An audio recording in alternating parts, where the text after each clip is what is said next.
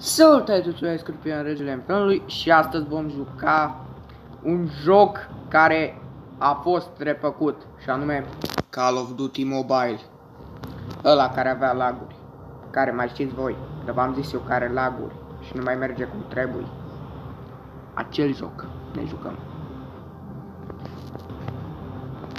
În sfârșit s-au terminat bugurile astea și nu mai sunt erori și de-astea. Dar oricum, astăzi facem o chestie specială, un challenge mai exact, în Call of Duty, în care vom juca minunatul nostru Big Smoke.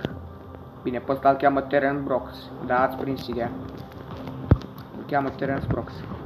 Toată lumea știe, nu? Ei bine, da, și eu știu. Oricum, Big Smoke astăzi trebuie să joace și să rupă niște soldați. Am două bâte de culoarea lui Big Smoke din San Andreas. Asta care am pus-o acum și o vedeți acum care joc cu ea, și încă una cu tatuaje. Una cu tatuaje și una fără tatuaje. Acum gata, am lămurit povestea, să trecem la acțiune.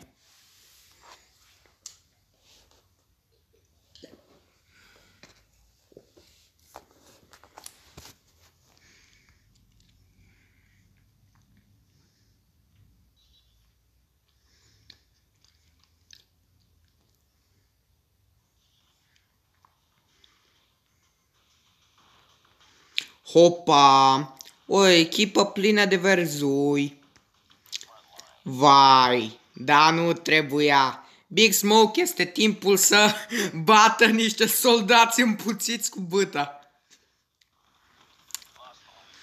Vino încoace, tinere! Pong! You big the no house, fool! Hai de pula mea.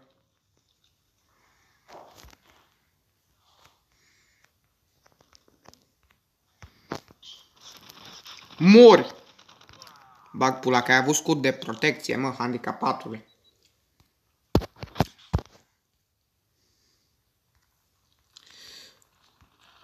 Uhu! Big Smoke dă cu grenăzi. Avem full set Big Smoke aici. Ești copil. Haide, Big Smoke, găsește pe handicapații ăștia și rupe-i.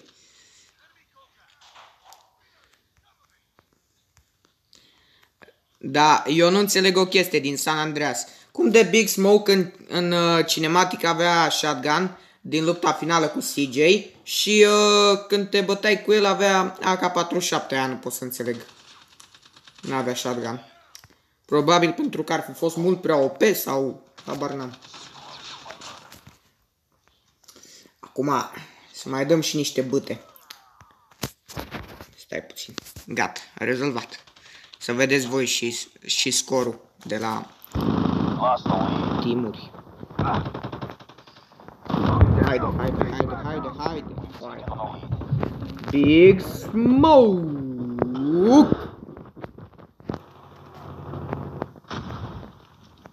Inteligent, cam prea inteligent.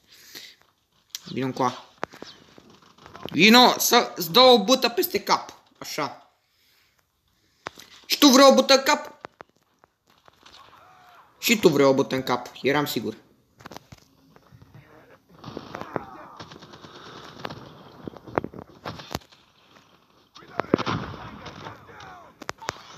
Sigur e careva pe la spate.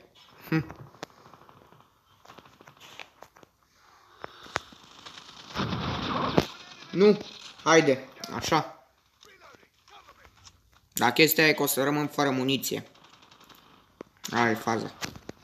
Care-i pe aici? Cu Big Smoke. Bag pula că nu-l văd. Și nu știu unde e. Era pe la spate. Și erau mai mulți. Pentru că joc prea bine pentru ei. De-aia au venit mai mulți. Interesant.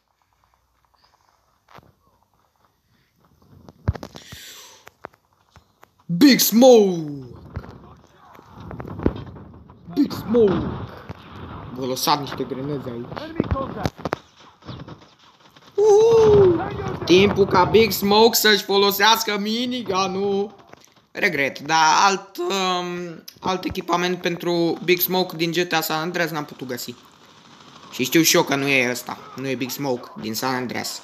Da, prefaceți-vă că e Big Smoke, da? Ok.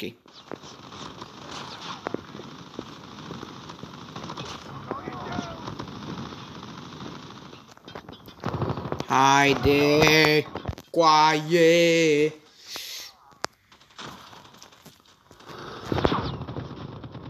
Mori!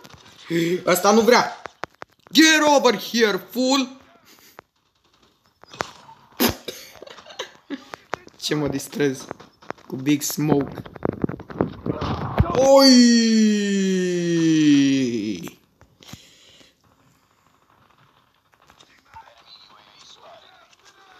Să scrieți în comentarii dacă mai vreți challenge-uri de-astea. Personaje. Cu personaje din astea. Din jocuri. Se mai face, nu-i problemă. Și uitați, avem și echipament. Avem elicopter și 2 avioane. Avionaș mic, elicopter mare și avion mare. Atât avem. Că n-am găsit altceva cu San Andreas. Oi, oi, oi, oi, oi, oi. Prea ne-am jucat numai cu pușcă. Haideți să jucăm și cu bâtă. Oi! Oh, double kill cu bâtă. Chiar că Big Smoke aici. Chiar că Big Smoke. What the? Cum a avut la așa țintă, nu pot să înțeleg. Ia să încercăm meciul următor să jucăm numai cu bâta, să vedem cum e. Că acum am jucat-o mai mult la armată. Eu-t-el pe băiatul meu. Dar ce faci tu acolo? Dai în ei? Nu vă e rușine, mă. Așa n-am putut să văd în halul ăsta. N-am putut să văd și eu oameni mai răi ca voi. Haul. Nu vă e rușine, mă. Dați voi în coechipierii mei, mă.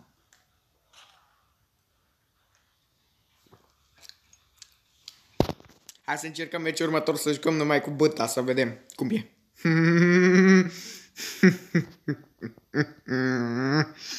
Big Smoke.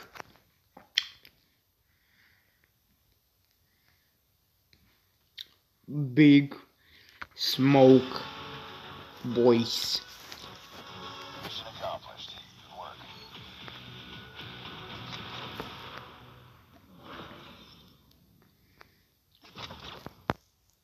Meciul următor, oameni buni. Meciul următor.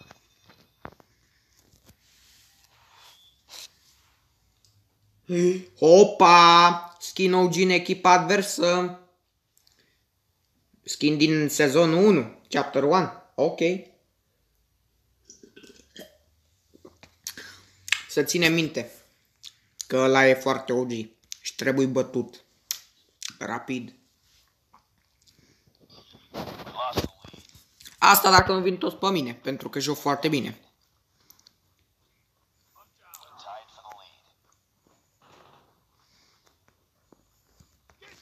Iuhu! Unde sunteți? Big Smoke! Lovește din nou. Și din nou! Mai lovești odată! Mai lovești odată! Big Smoke. Oh, yeah! Big Smoke, yeah! Acum Big Smoke se dă mare, ia uite. Vedea. Gata, Big Smoke s-a plictisit să se dea mare, așa că iar merge să fută niște bâte în capul oamenilor ăstora. Da, bravo. Exact ce am zis.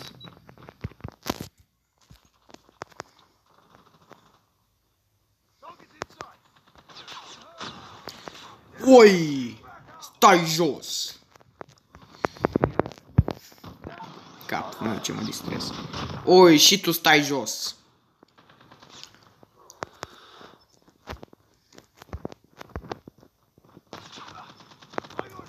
Și tu stai jos. Și tu stai jos.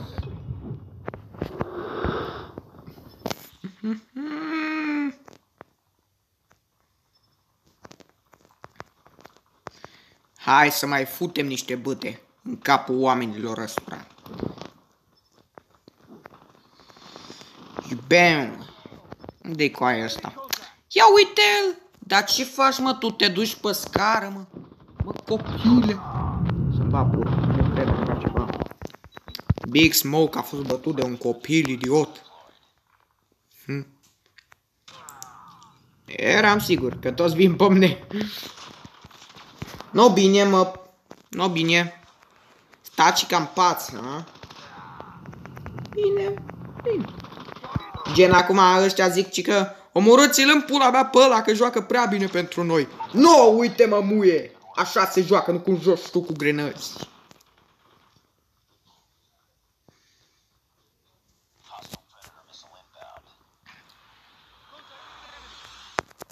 Oi, haide pula mea.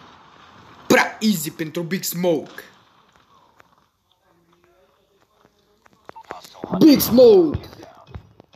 I-a dat o bâtă și acestui tip. Big Smoke trebuie să stai aici. Să-mi fie găsiți. Și acum Big Smoke atacă. Uite acolo pe rivalul său. Polițistul îmbrăcat în roșu! Mori! What the fuck? Are heck, băiatul. Trebuie să fim atenți cu acel băiat. Și... Unde e ăla? Unde e ăla? Mori! Haide, pula.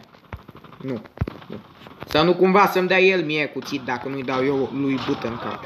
Că nu-mi place. Mori! Are hack handicapatul. Băietul cu sniperul, stai jos. What the fuck, coaie? Mori și tu, mă, muie. Nu-ți trebuie ție sniper. Ce pula mea.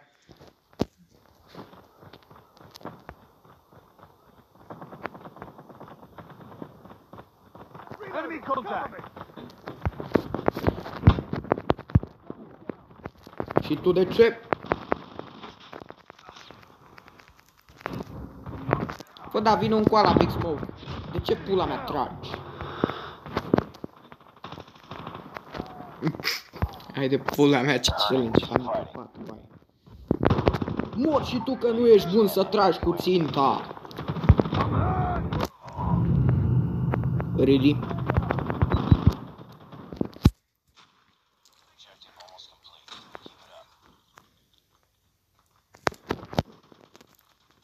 Mor și tu că nu știi să-ți ia K47-l ăla în mână.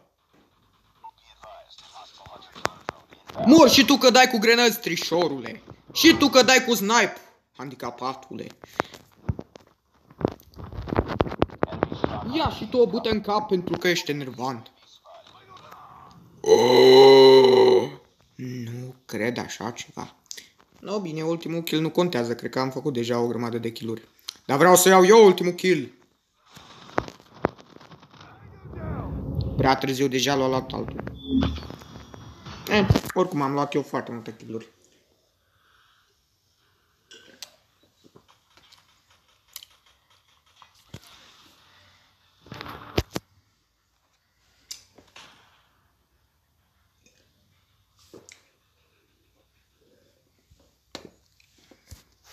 Așa ceva.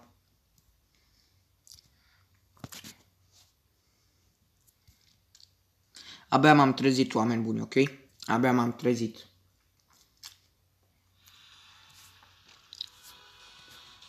Dacă în caz că vă întrebați de ce cu fața mea de am, cum să zic eu, am vocea asta. Vocea asta schimbată. Și ochii ăștia cu somn. În interior. În exterior și interior. Plin de somn. Da, na. Abia m-am trezit. Deci e o explicație perfect normală. Uite, vedeți exact ce ziceam. Ce pula mea. Avea aceleași kill-uri fix ca mine. Oh, nu pot să cred. Dacă eu aveam 19 kill-uri și el avea 19 kill-uri. Incredibil.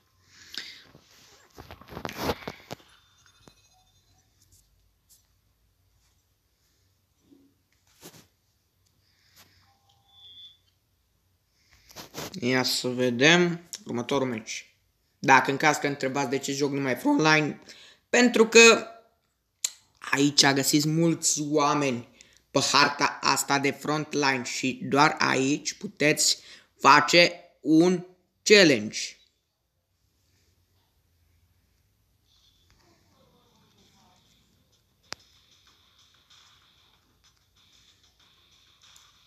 Opa, înțeles care-i faza. Hai să vedem. Big Smoke din nou trebuie să-și pună băta la încercare.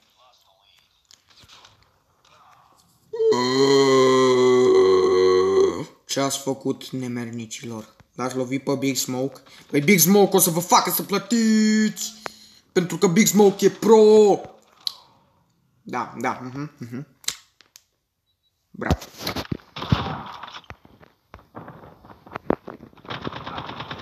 Mori! Perfect. Să mori tu, că ne bat handicapații ăștia.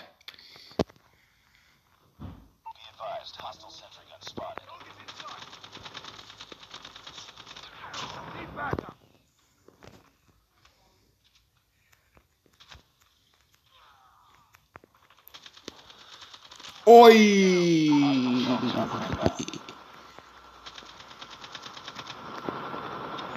Da, nu cam luăm. Uite se vede. Nu, cam luăm. Dar nu știu de vine echipa mea.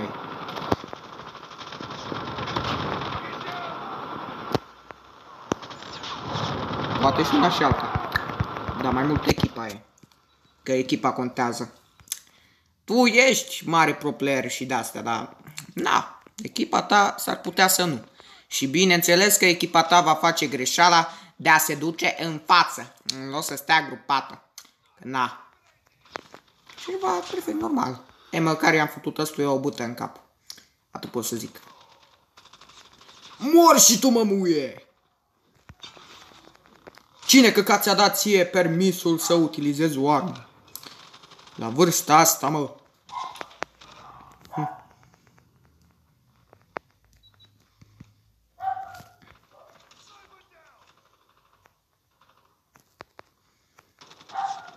Sus pula. Handicapatule, ești încă copil și n-ai voie să folosești o armă. Nu vezi ce cap de bilă ai. Cap de bilă de bowling. Mor și tu. Și tu că nu știi să utilizezi acea armă. Dați cu grenade în Big Smoke. Simțiți-l.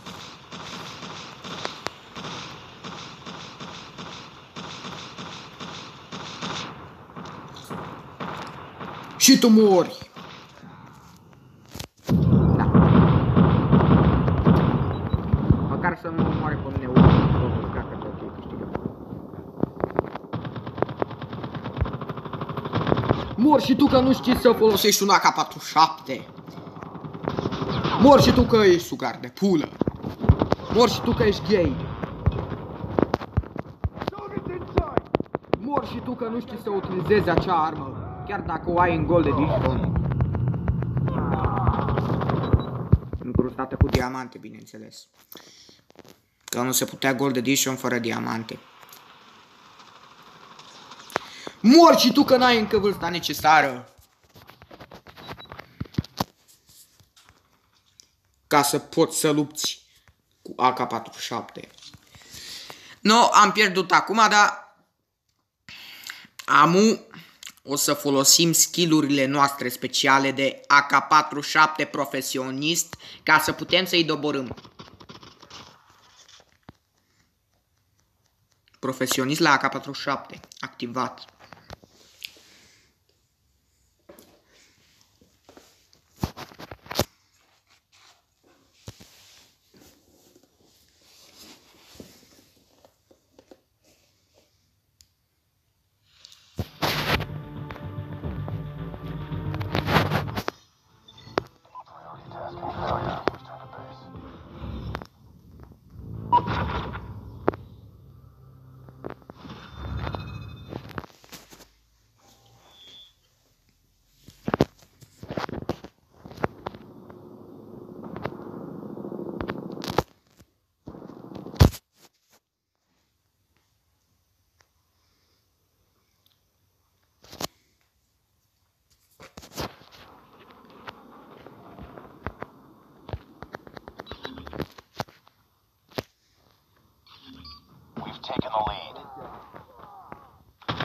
Acum Big Smoke o să-și folosească skill-urile profesioniste, că am jucat el ca, cum să zic eu, ca un începător așa, dar acum joacă el ca un profesionist.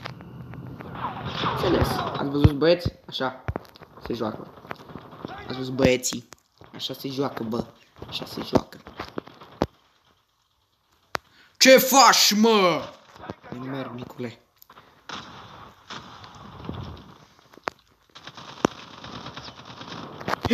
Nu moare cu pușcă? Nici o problemă, rezolvăm. Ha ha ha ha ha! CJ! O! Ăla-i. CJ! Ai că am luat-o.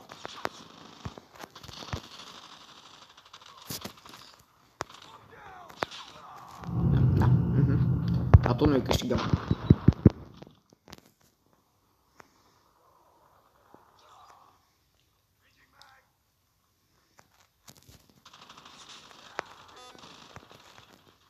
Bună, ce faci? A. Bună, ce faci, mi-l sugi? Da, mi-l sugi.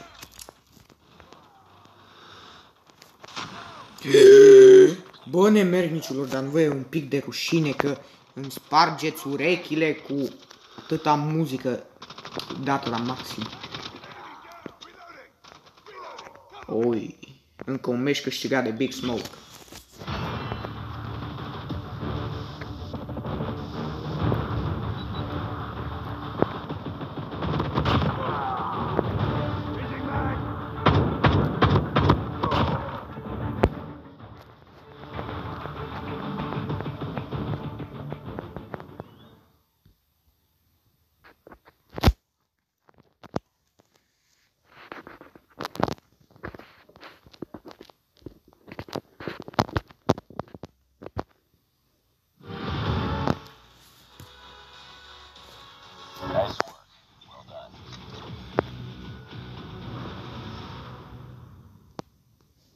Really? Really? Serios? Doar 7 kill-uri. De ce doar 7 kill-uri?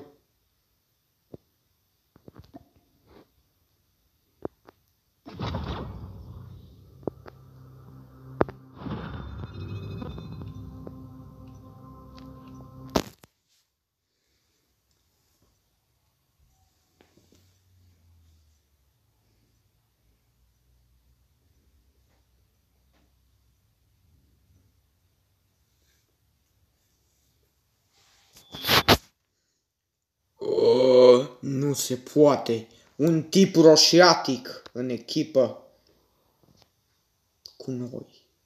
Nu în echipă cu noi, pardon. În echipa adversă. Dar v-ați prins. E un tip roșiatic în echipa adversă și trebuie să-l omorâm. Că ăsta de-al nostru e de-al nostru. Ăsta din echipa noastră. Dar ăla din echipa lor e de-al lor. Deci tot trebuie să-l omorâm.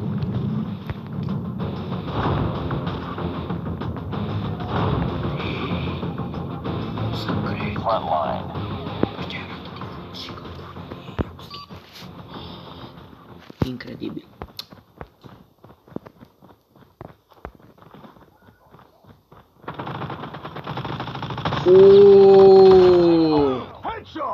Headshot, chiar că headshot. Headshot. Băiat.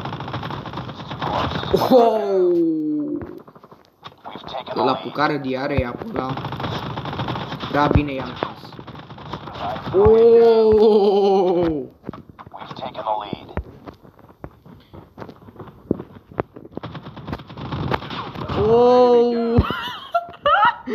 Hai de capul meu, unde am dat? I-am dat fix în gură și zici că parcă i-am spart gura într-un fel sau altul pentru că i-am dat cu pușca în gură. I-am dat cu gloanțele de la pușca în gură. Hai de pula mea, cum ar veni, i-am dat cu pușca în gură, dar eu de fapt i-am dat cu gloanțele de la pușca în gură pentru că am tras prea bine. Da. Ești de bang. Ești de bang. Stați cu minți, băieții, că acum ne prefacem noi începători, dar de fapt noi suntem pro. Sugi pula! Mor și tu pentru că ești pupincurist. Mor și tu pentru că ești prea gay.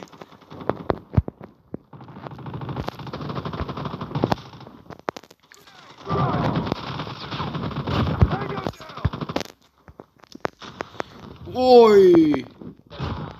Oi! N-am ce comenta. Bine jucat.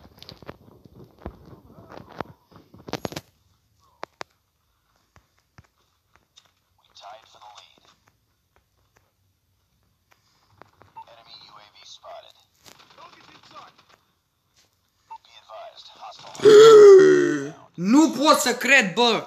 Bă, cât bulanul a avut ăla! De unde și-a permis el iDrive? De unde căcat și-a permis el iDrive, mă? Mor, mă, că nu știi să ții o armă în mână. Hai de pula mea. Ce rușine, nu știe și ăla să țină o armă în mână. Nu știe să tragă cu arma în mână. Vai de pula mea. Știți ceva? Stați, mă, că scot eu minigunul la voi. Vine Big Smoke și vă dă cu minigunul. Aha, aha. Și ăla are minigun. Da, vine ăștia pe mine că-s prea bun pentru ei. Aha. Pe coechipierii mei abia dacă se ating de ei și când colo vin toți pe mine. Că-s prea pro pentru ei. Prea pro sunt și de-aia. Prea pro sunt. Am zis pro. De la profesionist. Nu de la prost. Bineînțeles.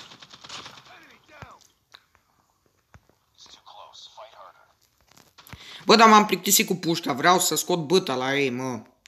Da, na. Chestia e că n-am jucat cu pușca. Și vreau să jucăm și cu pușca.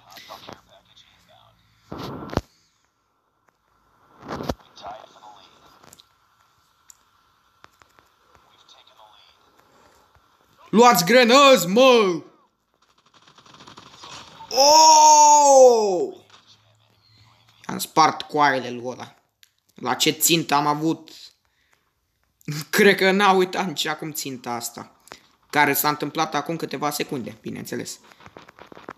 Oi! Ce-ai făcut, vere?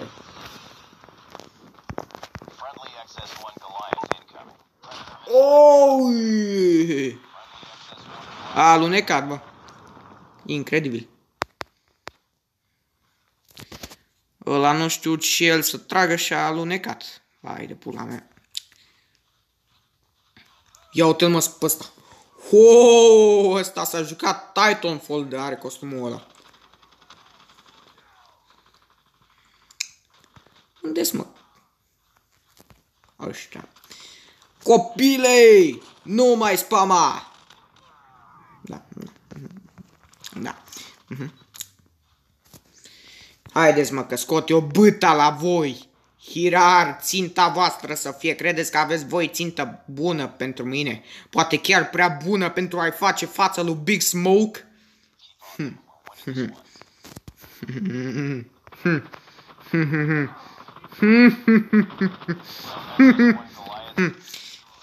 Mori! Degeaba repostezi, mori și tu! Da, da, da. Înțeles care-i faza. Cum pula mea? What the fuck, coaie? Cum să mor de la un genunchi în coaie?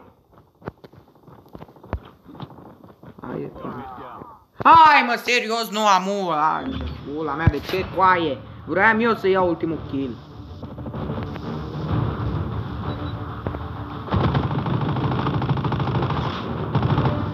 No.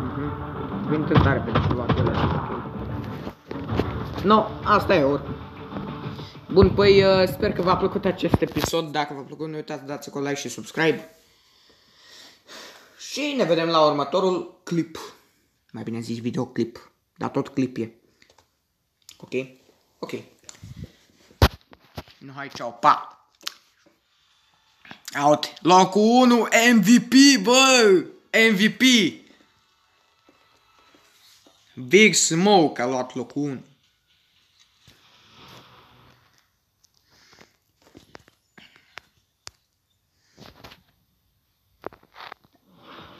Oi, ia uite! Am luat 20 de kill-uri. Și l-au luat 22. E, bag pe ăla, nu mai joc deloc jocul ăsta. Glumesc. Oricum. Ăștia au luat, ia uite, 19 kg și ăsta la altul a luat 13 kg. Mă refer la ăștia care sunt cei cei mai mari cu kilurile. Uite, în rest au luat 5, 1, 2, 2, 4, 4, da, 1, da. Oricum, sper că v-a plăcut acest episod. Dacă v-a plăcut, nu uitați să dați acolo like și subscribe. Și noi ne revedem la următorul clip. Hai, ceau, pa!